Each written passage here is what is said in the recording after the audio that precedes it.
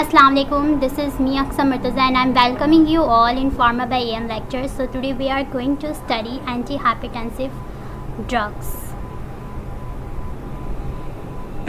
So before starting or before discussing what antihypertensive drugs are, हम blood pressure को समझ लेते हैं, हाइपरटेंशन को देख लेते हैं और नॉर्मली ब्लड प्रेशर को पहले देख लेते हैं. हाई और लो की बात होती रहेगी, but blood pressure is so when your heart pumps blood through the arteries, the blood puts pressure on the artery wall. Very simple definition present है यहाँ पे मौजूद है आपके पास कि जब भी हार्ट आपके पास ब्लड को पम्प करता है आर्टरीज़ में, आर्टरीज़ कैरीज ऑक्सीजनेटेड ब्लड.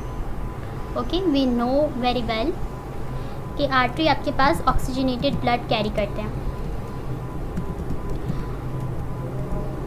जब ऑक्सीजनेटेड ब्लड आर्टरीज़ में पुश होती हैं, पंप होती हैं हार्ट के थ्रू, तो ये एक प्रेशर एग्जर्ट करते हैं. यहाँ पे आप डायग्राम भी देख सकते हो कि एक प्रेशर एग्जर्ट कर रही हैं आर्टरीज़ के वॉल पे, ब्लड प्रेशर एग्जर्ट कर रही हैं. This pressure known as blood pressure, कि ब्लड कितना प्रेशर जो है एग्जर्ट कर रही हैं.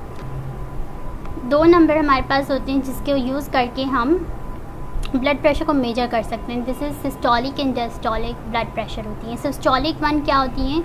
वो प्रेशर जब हार्ट आपके पास हार्ट बीट करता है तो जो आर्टरीज़ पर प्रेशर लगती हैं ड्यू टू ब्लड, जब हार्ट बीट कर रहा है इट मीन्स कि वो ब्लड जो है वो आर्टरीज़ में दे रहा है. ठीक है, this is here it is shown कि जैसी हार्ट बीट होंगी आर्टरीज़ पे जो प्रेशर लगता है, this known as systolic blood pressure. और इस बीट के दरमियान जब आपके पास हार्ट रेस्टिंग स्टेज में आता है, then this known as diastolic blood pressure. Alright, so what hypertension is या what in high blood pressure अगर हम इसे कहते हैं, दूसरा नेम इसका है हाई ब्लड प्रेशर. क्या होता है? आर्टेरियल ब्लड प्रेशर, यानी कि जो आर्टरीज़ के अंदर जो ब्लड प्रेशर मौजूद है वो डायरेक्टली प्रोपोर्शनल होता है कार्डियक आउटपुट से, यानी कि हार्ट कितना अपना लोड दे रहा है, आउटपुट उसका हो रही है, कितना ब्लड वो दे रहा है. और पेरिफेरल वेस्कुलर रेजिस्टेंस पे ये डिपेंड कर डायरेक्टली प्रोपोर्शनल होता है, यानी कि रेजिस्टेंस जितनी ज़्यादा होगी प्रेशर उतना ही ज़्यादा होगा आर्टरीज़ पर. जितनी ज़्यादा रेजिस्टेंस होगी उतनी ज़्यादा ब्लड प्रेशर होगा. ठीक है, तो they all are directly proportional to each other. जितनी ज़्यादा आउटपुट है उतना ज़्यादा ब्लड प्रेशर, जितना ज़्यादा रेजिस्टेंस मौजूद है पेरिफेरल वेस्कुलर्स में उतना ज़्यादा ब्लड प्रेशर आर्टरीज़ का मेजर हो रहा होगा. ठीक है, तो this is known as hypertension के अंदर सेम यही चीज़ चल रही होती है. High blood pressure is self is not so harmful. अगर वो नॉर्मल मतलब अगर वो फर्स्ट स्टेज पे है, अभी एलिवेशन हुई है, किसी भी रीज़न से स्ट्रेस लेता है पेशेंट, तो वो इतना हार्मफुल नहीं है. But it known as a silent killer, क्योंकि ये अंदर ही अंदर आपके बहुत सारी चीज़ों को डैमेज करने की कैपेबिलिटी रखता है if it is not treated and if it is left untreated. ठीक है, सो ये आपके पास कैपेबिलिटी इस चीज़ की रख रहा होता है, तो इसको हमने तभी ट्रीटमेंट इसकी देनी ज़रूरी है. वो डैमेज क्या हो सकती हैं आपकी बॉडी की? हार्ट अटैक का होना, स्ट्रोक होना, किडनी डिसीज़ होना, this all are due to high blood pressure है. अगर ये ट्रीट नहीं होती तो ये चीज़ें आपके पास हार्ट अटैक करवा सकती है, ब्लड प्रेशर, स्ट्रोक कर सकता है, ब्रेन डैमेज कर सकता है और किडनी डिसीज़ भी कर रहा होता है. ठीक है, सो क्लासिफिकेशन हमारे पास ब्लड प्रेशर यूजुअली हमारा 120 से 180, लेस देन 120 और 180 से रहना चाहिए blood pressure. If blood pressure is lower than 120 और 180 इट इज़ ओके, गुड है. ठीक है, but if it is raises तो हम कहेंगे कि आपके पास एलिवेशन आ गई है ब्लड प्रेशर की. तो हम यहाँ पे अगर डायग्नोस हो जाता है तो हम ट्रीटमेंट यहीं से स्टार्ट करते हैं. 120 से 129 और लेस देन 80 होता है डायस्टोलिक प्रेशर. तो this is also known as hypertension. Stage 1 hypertension हमारे पास कहलाएगी. सिस्टोलिक ब्लड प्रेशर का 130 से 139 है और 80 to 89 diastolic blood pressure count होता है.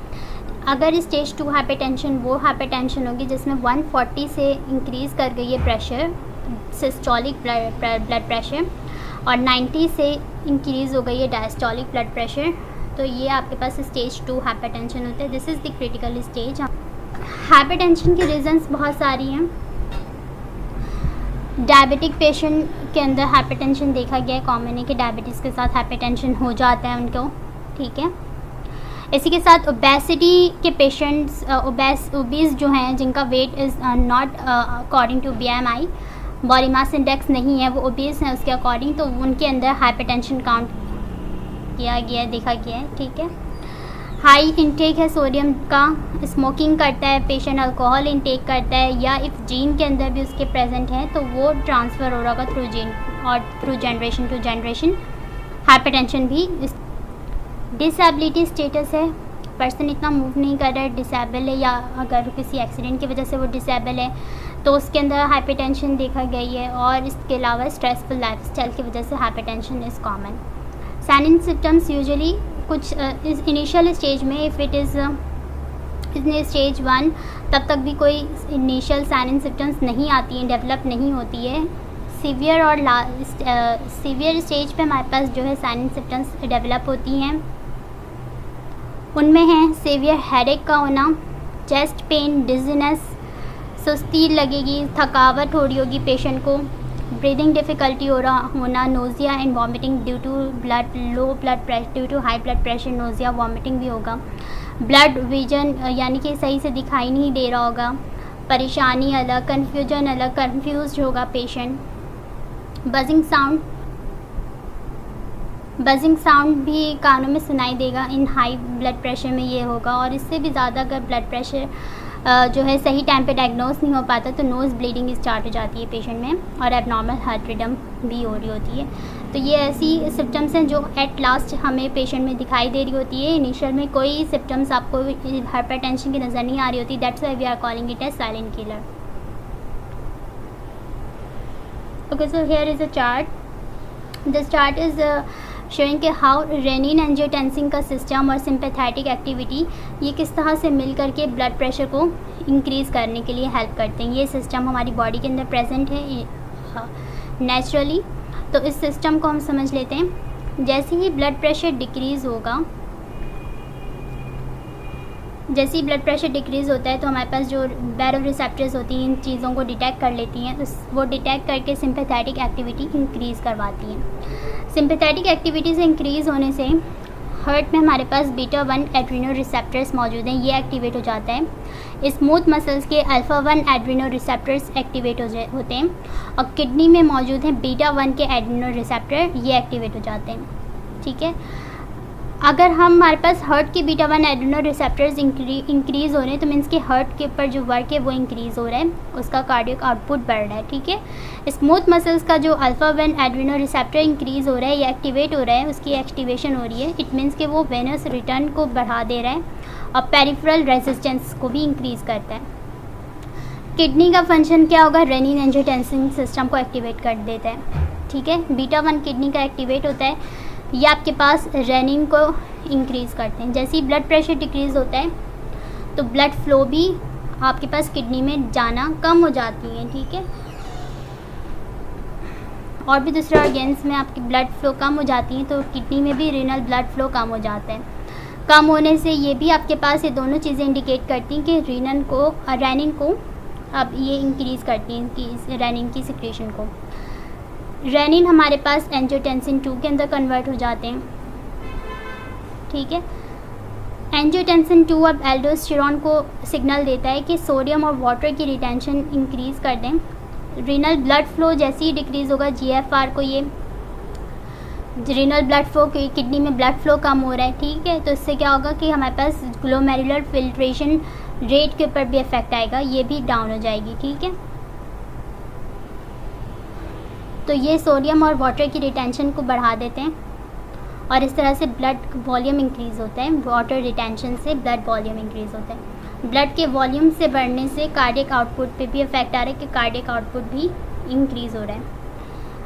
तो इस तरह से सारे सिस्टम मिल करके ब्लड प्रेशर को एट लास्ट इंक्रीज़ करने पे लग जाते हैं। ठीक है, तो इस तरह से हमारी बॉडी कुछ हद तक जितनी वो कर सकती है खुद से, इसके अंदर कैपेबिलिटी जितनी है करने की, वो ब्लड फ्लो को और ब्लड प्रेशर को कंट्रोल कर सकते हैं और मेजर करके बैरोरिसेप्टर्स उनको कंट्रोल कर लेते हैं। बट जिस टाइम पे ये चीज़ें नहीं हो पाती हैं, ये चीज़ें एक्टिवेट नहीं हो पाएंगी, तो उस टाइम पे हमारे पास ब्लड प्रेशर नेचुरली जो है वो कंट्रोल नहीं हो पाता और हमें तब ड्रग की ज़रूरत होती है। So this is all about hypertension. Now we will discuss what anti-hypertensive drugs. जब हमारे पास हमने कहा ना कि जब हमारी नॉर्मल नेचुरल बॉडी फंक्शन नहीं कर पाता है, ब्लड को इतनी ज़्यादा ब्लड प्रेशर लो हो चुकी है या इतना ज़्यादा हाई हो चुका है कि अब बॉडी मज़ीद काम नहीं कर सकता, तो इसी तरह से जैसे ही ब्लड प्रेशर इंक्रीज़ होता है ना, तो ये चीज़ें बैरो रिसेप्टर डिटेक्ट करता है और वो तमाम चीज़ों को ये शट डाउन कर देता है, इन चीज़ों को ये शट डाउन करने पे लगा देता है बैरो रिसेप्टर, ठीक है। तो ये चीज़ें नेचुरली जितनी हद तक हो सकती हैं वो करता है। जैसे ही हमारे पास बॉडी इस कैपेबिलिटी में नहीं होता है कि वो खुद से कंट्रोल कर सके, तब हमें ड्रग की नीड होती है। सो classification of anti hypertensive drugs पे आ जाते हैं। देयर आर 8 क्लासेस, वैसे तो 7 है और कुछ अदर क्लासेस मौजूद हैं जिसमें डिफरेंट हमारे पास क्लासेस होंगी। तो डायूरेटिक्स से हैं, सबसे पहले स्टार्ट करते हैं। डायूरेटिक्स में हमने पिछले लेक्चर में मेरे आप लोगों ने चैनल पे देखा है कि डायूरेटिक्स हमने पढ़ा, डिस्कस किया था मेडिसिनल केमिस्ट्री में। फ्यूरासिमाइड होते हैं, that act on side 2 loop. Diuretics हम इन्हें कहते हैं। स्पाइरोनोलैक्टोन होते हैं जिनको हम पोटेशियम स्पैरिंग डायूरेटिक्स कह रहे होते हैं। Hydrochlorothiazide are thiazide diuretics and triamterene is also potassium sparing diuretics मौजूद हैं। बीटा ब्लॉकर्स में जो जितनी भी ड्रग्स लॉल पे ख़त्म हो रही होंगी, they all are beta blockers. Example propranolol, atenolol, acebutolol and bisoprolol, ठीक है। Okay, angiotensin converting enzyme inhibitors हैं वो एंजाइम्स वो ड्रग्स जो एस इनहिबिटर के तौर पे एक्ट करती हैं, यानी कि जो ये कन्वर्जन हो रही है ना रेनिन की एंजियोटेंसिन 2 के अंदर, यहाँ हमारे पास एस एंजाइम की मौजूदगी है, ठीक है। तो इस कन्वर्जन को रोकना, क्योंकि हमने हाई ब्लड प्रेशर में मज़ीद प्रेशर को हाई नहीं करना, हमें प्रेशर को लो करना है। तो we need to stop this enzyme ताकि ये कन्वर्जन ना हो सके। ये कन्वर्जन नहीं होगी तो एट लास्ट हमारे पास ब्लड प्रेशर हाई नहीं हो रहा होगा, ठीक है। तो इस चीज़ को हमने रोकना है, यहाँ पे उल्टा हमने काम करना है। ओके, सो एंजियोटेंसिन कन्वर्टिंग एंजाइम इनहिबिटर में सारे वो ड्रग जो प्रिल या रील पे ख़त्म हो रही होंगी, RIL, उनको हम कहते हैं they are angiotensin converting enzyme. Example are captopril, enalapril, fosinopril and रैमीप्रिल।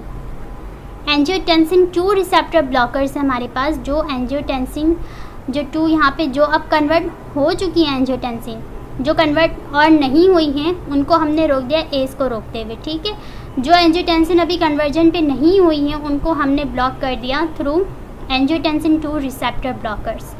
जितने भी सार्टन वाले ड्रग्स हैं like valsartan, candesartan, losartan and telmisartan are angiotensin 2 receptor blockers.